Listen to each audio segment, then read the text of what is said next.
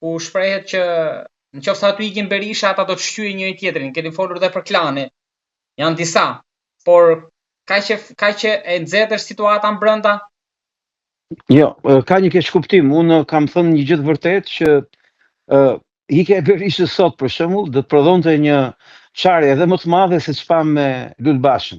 E dyta, teza ime qëndron në faktin që mënyra se si Rama operon me kundërshtarët politik dhe mënyra se ai korrupton sistemet bën që të kesh garanci të plotë që në çast do ikte sot Berisha, një Lulbash tjetër do vinte dhe ai do të ishte përsëri në një vegël duart e Ramës. E them këtë gjë me plot gojën, me çenjovat parti, por keq kuptimi ku qëndron? Keq kuptimi qëndron që nuk ka asnjë rrezik të tillë për çastin. Ka rrezik po tikte Berisha. Pra, presupozohet në qoftë se kjo mund ndodhi për shkaqe dorëheqje, kjo mund ndodhi për shkaqe që i di Zoti, që larg qoftë ndrimi i jetës, por nuk ka të bëjë me realitetin konkret, sepse po të shohësh listën e mbyllur të Partisë Demokratike, do e kuptosh që nuk do kishte asnjë çast, asnjë moment guxim kush për të bërë ndonjë gjë, pasi ajo parti ka një kryetar që quhet Sali Berisha. Dhe të gjithë ta janë kokulur përballë kësaj hierarkie, në sensin që kjo është një hipotezë nëse do të,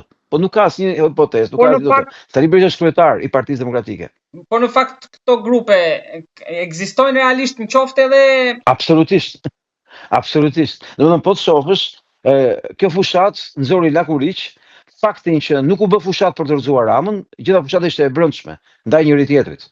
Lista e mbyllur kishte hapur luftë, listë së hapur për të favorizuar personazhe të caktuar të listës së hapur dhe për të orientuar votën, dhe në vend që të merreshin me elektoratin ngri, që është detyra e çdo partie që kërkon të fitojë zgjedhjet, izoluan çdo lloj mundësie, eliminuan çdo lloj mundësie për të pasur një raport me elektoratin ngri. Unë si Altin për shembull, kryetar një formacioni tri politik, i konsiderohemi në opinionin publik, madje edhe në vetë momentin kur bëm aleancën konservatore, si një parti e elektoratit ngri, që kishim raport me elektoratin ngri. Ne patëm izolim të plot me çdo mjet, në çdo lloj forme, në kandidimin tonë në Tiranë, se vetëm Tirana u la mundësia që të kandidojmë, dhe ajo që mund them është që ti mund ta verifikosh vetë, Tirana është i vetmi qark që s'pati kur prezantim kandidatësh, asnjëherë. Ka pas kandidat caktuar që në një çast caktuar prezantoheshin diku, por prezantohej lista me 37 vet nuk ka ndodhur asnjëherë. Se kjo u ndalua drejtuesit nëpër njësitë bashkiake, njësitë administrative. Po të shohësh listën e hapur, teknikisht lista e hapur është një listë e madhe, 37 veta, e cila ka edhe parti aleate.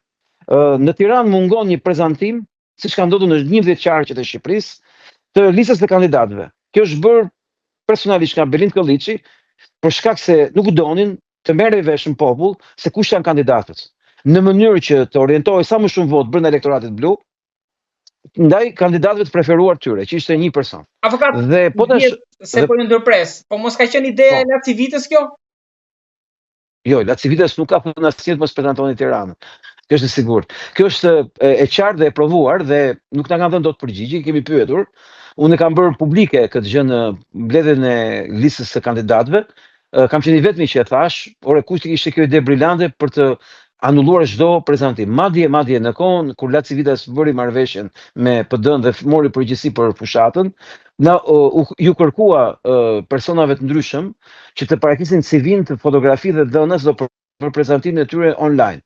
Kjo iniciativë u la në heshtje dhe ju po të punën ke faqja e Partisë Demokratike, nuk gjeni asnjë listë kandidatësh. Mund ta gjiste KQZ-ja, po jo ke Partia Demokratike. Nuk ekziston. Thjesht nuk ekziston. Shëndet. Avokat, por më fal, ishte fjalë vërtetë në shtiva, po jo, desha të them këtë gjë. Tirana është i vetmi qark se nuk i dha mundësi elektoratit të mësonte kush janë kandidatët. Madje po tregoj një histori të shkurtër, ishte dita e zgjedhjeve, më telefonon një miku im i vjetër që kam njohur në Partinë Demokratike shumë vite më përpara.